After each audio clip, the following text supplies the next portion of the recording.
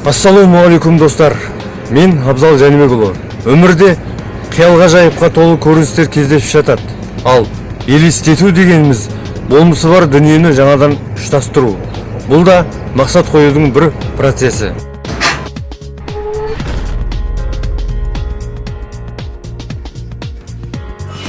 Ал енді бүгінгі таңда видеомонтаждың дамығаны соншалық, тіпті сиқыршылар жасайтын әрекеттерді жай адам жасап көруіне де мүмкіндік бар.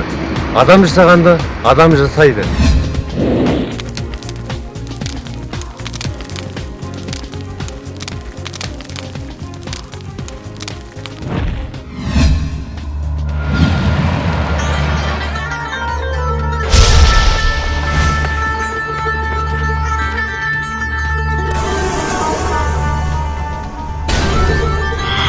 Егер сізде өміріңізді осылай қиялға жайыпқа толы күймен көркемдегіңіз келсе, және видеомонтаж маманының хас шебері боламын десеңіз, онда оның шешімі қиын емес.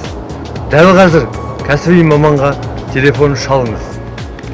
Есіңізде болсын, сіздің кәсібіңіз бейнемонтажбен жұмыс жасауға тікелей байланысты. Кез келген салада спортпен айналысасыз, кәсіппен айналысасыз ба, тренер таңдаудың маңызы өте зор. Тренерді таңдау керек, бірақ таңдап алғаннан кейін соған мүлтіксіз сену керек. Соған көптеген бизнес тренингке қатысып келген адамдардың